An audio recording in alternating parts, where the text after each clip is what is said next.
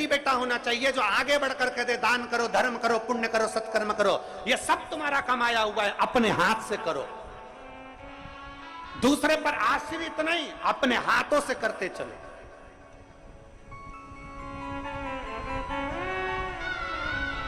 आज शरीर चल रहा है, अपने हाथों से पुण्य करो, अपने हाथों से भजन करो, अपने हाथों से दान करो। और आप सबसे निवेदन करेंगे, कुबेरेश्वर बाबा की धरा से जाओ, कंकर शंकर की भूमि से जाओ तो झोली पसार कर उससे विनती कर कर जाना, बाबा तेरे पर भरोसा कर कर जा रही हूं। इस कथा में जजमान नहीं बन पाई तो रुद्राक्ष उत्सव में बनाना। कुबेरेश्वर धाम पर जब भी कोई आयोजन हो उसमें मुझे मुख्य यजमान जरूर बनाना। इतना भंडार मेरा भर देना कि मैं झोली पसार कर यहां से जा रहा हूं। इतना देना और इतना देना कि आगे मैं भी बैठूं और मैं भी जजमान पद ग्रहण कर कर मैं भी शिव की आराधना करूं। कहीं तीर्थ में कथा हो वहां ऐसी कृपा करना कुबेर भंडारी की मेरा भंडार भरना, वहां मैं जजमान पद ग्रहण कर सकूं। मेरे बच्चों में भी संस्कार ऐसे रहें, मेरे बेटा बेटी आदि आदि सब में ऐसे संस्कार हों, मेरे बेटी दामाद ऐसे संस्कार हों कि वो आगे बढ़कर कह दे कि करो सत्संग, करो भजन, करो। प्रहलाद से हिरण्यकशिपु ने पूछा कि तेरा भगवान कहां है? इस खंबे में भगवान? खंबे में मेरा भगवान। खंबे में? हाँ।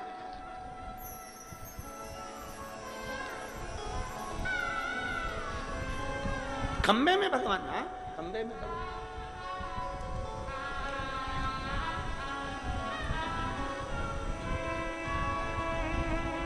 खंबा टूट कर गिर गया, नरसिंह भगवान प्रकट हो गए। नरसिंह भगवान के क्रोध को शांत कैसे करें?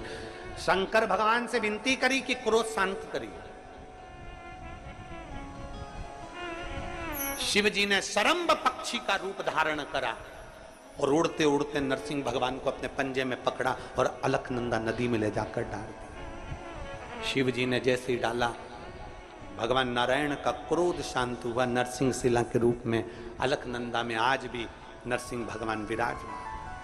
आज शिव जी का एक नाम हो गया श्रंभेश्वर महादेव। जम के बोलो नाम एक बार फिर से बोलो,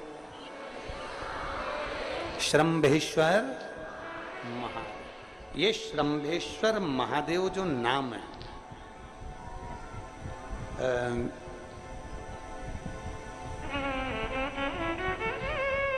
भगवान शंकर ने सारे 33 कोटि देवताओं को अपने अंदर समाहित कर कर ये रूप रखा था श्रंभ पक्षी। 33 कोटि। मान लो आपके ग्रह अनुकूल नहीं चल रहे हो, कोई कह दे कि मंगल बेकार है, कोई कहे शनि बेकार है, कोई के रवि बेकार है, कोई के बुध बेकार है, कोई के गुरु बेकार है, कोई के शनि बेकार, कोई के ये बेकार, कोई के तुम्हारा ग्रह बेकार चल रहा है, तुम्हारी किस्मत बेकार चल रही है, तुम्हारा भाग्य बेकार चल रहा है। तो पहले तो जो तुमसे कह दे कि तेरा भाग्य बेकार चल रहा है, उसके चरण छू के उसको प्रणाम करके वापिस आ जाओ। क्यों? जिसने पृथ्वी पर जन्म दिया, जिसने नेत्र दिए, मुख दिया, हाथ दिए, पांव दिए, पूरा शरीर दिया, सारी इंद्रियां दी, रहने को घर दिया, खाने को अन्न दिया, अगर कोई तुमसे कहे कि तेरा भाग्य बेकार चल रहा है तो पहले तो उसको प्रणाम कर कर वापिस आ जाओ। एक शब्द में मत सुनो, वापिस आ जाओ। क्योंकि दुनिया में आप सबसे ज्यादा भाग्यशाली हो जो भगवान ने आपको पृथ्वी पर पैदा करा। कुत्ता बना के पैदा नहीं करा, जानवर बनाकर पैदा नहीं करा, झिंगुर और कीट पतंगा बनाकर पैदा नहीं करा, सड़ते हुए कुत्ते के शरीर में इल्ली पड़ जाती है वो बनाकर पैदा नहीं करा, कीड़ा चूहा बनाकर पैदा नहीं करा। मेरे भगवान ने तुम्हें मनुष्य बनाकर पैदा करा है। जितने पृथ्वी पर मानव पैदा होते हैं ये अपने आप में भाग्यशाली होते हैं, कोई अभागा पैदा नहीं होता।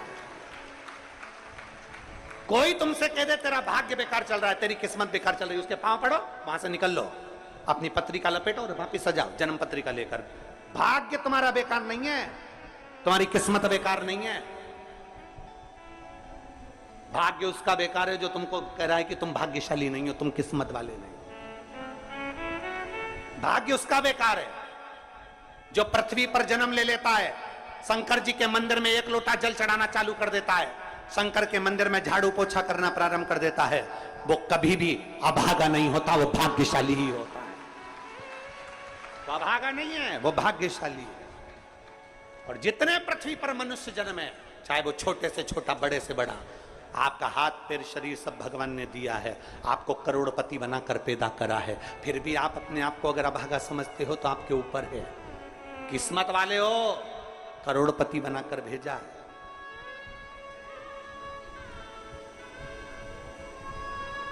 कुत्ता 1000, 10,000, 20,000, 25,000, 50,000 में बिकता है। तुम्हें तो भगवान ने 2-2 किडनी दिए, अभी बेचिए 20-20 लाख में, यूं बिक जाएगी। भगवान ने नेत्र दिए 50-50 लाख में, अभी बिक जाए 5 लाख में। एक एक शरीर भगवान ने कीमत वाला बनाकर भेजा है। किसी डॉक्टर के पास बैठना और पूछना कि कौन से अंग की कितनी कीमत होती है, वो डॉक्टर बता देगा कि तुम्हारे शरीर की क्या कीमत है। और उसके बाद भी कहते हो कि हम अभागे। बताने वाला कह देता कि तुम भाग्यहीन हो, तुम भाग्यशाली नहीं हो, तुम किस्मत वाले नहीं हो। वहां से पत्रिका उठाओ चल दो, कहते मेरे बाबा ने मुझे भाग्यशाली बनाकर भेजा है। और अपने हाथ में वो बल होता है कि आप स्वयं इतनी मेहनत कर कर आगे बढ़ सकते हो कि अपने आप किस्मत वाले बन सकते हो।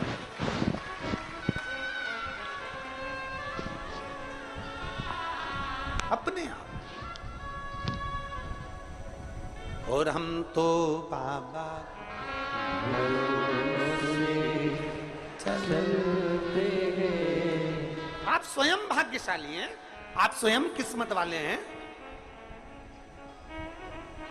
कोई कैसे कहते तुमको कि तुम अभागे हो? ना ना, हमारे बराबर भाग्य नहीं है किसी का।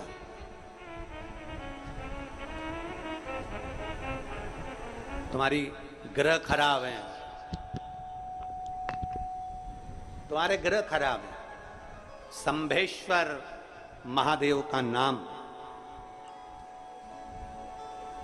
7 कनेर के पुष्प, कितने?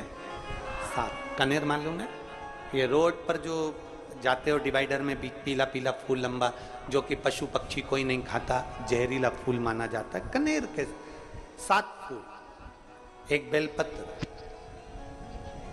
जिस समय पर कनेर का फूल बेलपत्र के साथ चढ़ाया जाएगा तो 7 कनेर के पुष्प सीधी बेलपत्र पर आपको रखना। 2-3 प्रदोष कर कर देखना। अगर कोई आपसे कहे कि आपका भाग्य ठीक नहीं चल रहा, आपकी किस्मत ठीक नहीं चल रही, आपके ग्रह ठीक नहीं चल रहा है, आप भाग्यशाली नहीं हो, पहले तो वहां से उठ जाओ। उसके बाद में देवाधिदेव महादेव के पास 7 कनेर के पुष्प एक बेलपत्र में रखकर नंदीश्वर के पास में बैठकर श्री शिवाय नमस्तुभ्यम बोलकर अशोक सुंदरी वाली जगह पर स्पर्श कराकर भगवान शंकर पर 7 फूल के साथ बेलपत्री की डंडी अशोक सुंदरी की साइड हो, ऐसा स्मरण करते हुए शिव को समर्पित कर दे।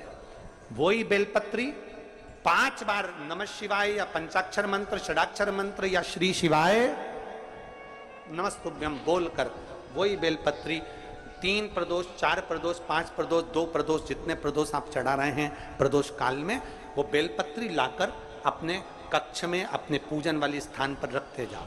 एक बेलपत्री एक प्रदोष पर लाओगे, अगला प्रदोष आएगा, कितना अंतर पड़ता है आपके भाग्य बदलने में, आपको खुद मालूम पड़ जाएगा कि आपकी किस्मत कैसे बदल रही। मेहनत आपको करना है, परिश्रम आपको करना है, लगन आपको लगाना है, और बेलपत्री और कनेर का पुष्प शिव को चढ़ा। चालू करो प्रदोष चढ़ाना। और जब प्रदोष चढ़ाओगे तो अगस्त के महीने की जो प्रदोष आएगी 17 अगस्त को, तब तुम सीहोर कावड़ भरने के लिए आओगे सरी, तब एक प्रदोष पे यहां पे भी चढ़ा ले, चढ़ाओ शंकर का भजन। यहां नहीं चढ़ा सकते, अपने घर पर चढ़ाओ, अपने शिवालय में चढ़ाओ, अपने देवालय में चढ़ाओ, अपने नजदीक में जो शंकर मंदिर वहां चढ़ाओ। आराधना शिव की।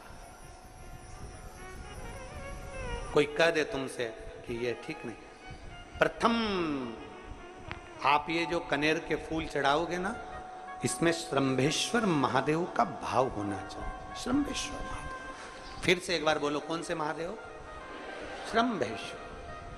और फिर एक निवेदन, मान लो कि डॉक्टर कह दे कि बच्चे की धड़कन नहीं आ रही है, श्वास नहीं आ रही है, या शरीर पूरा नहीं है गर्भस्थ बच्चे का, तो उस समय पर भी 7 पुष्प कोई से भी, 7 बेलपत्र, अशोक सुंदरी वाली जगह पर एक एक कर बेलपत्र, एक बेलपत्र एक पुष्प अशोक सुंदरी वाली, एक बेलपत्र एक पुष्प अशोक सुंदरी वाली जगह पर चढ़ा दीजिए, और एक बेलपत्र उसमें से एक पुष्प लेकर अपने घर जाइए, और 15 दिन के बाद वापिस उस बच्चे की सोनोग्राफी जांच डॉक्टर के कहने से कराइए। बाबा उस बच्चे की धड़कन, श्वास और शरीर पूरा देगा ही। श्रंभेश्वर महादेव में, श्रंभेश्वर महादेव का जब नाम लिया जाता है तो 33 कोटि देवी देवताओं का एक साथ नाम उच्चारण हो जाता है। 33 कोटि देवताओं, श्रंभेश्वर। बोल श्रंभेश्वर महादेव की जय। श्रंभेश्वर भगवान का स्मरण किया है। आगे वर्णन आया है भगवान के सुंदर आनंदमय स्वरूप का। जब भगवान देवाधिदेव महादेव आनंद में विराजमान थे, देवता और राक्षसों ने मिलकर मंथन किया, मंथन में विष निकला जो देवाधिदेव महादेव के पास पहुंचा। शिव जी ने विष को धारण कर, क्योंकि घर का जो बड़ा होता है, घर का जो बुजुर्ग होता है, उसको बहुत सहना पड़ता है, बहुत सहना पड़ता है। घर का जो बुजुर्ग है, घर का जो बड़ा है, उसको सहना पड़े, सहन करना पड़े, और सहने की आदत होना भी चाहिए।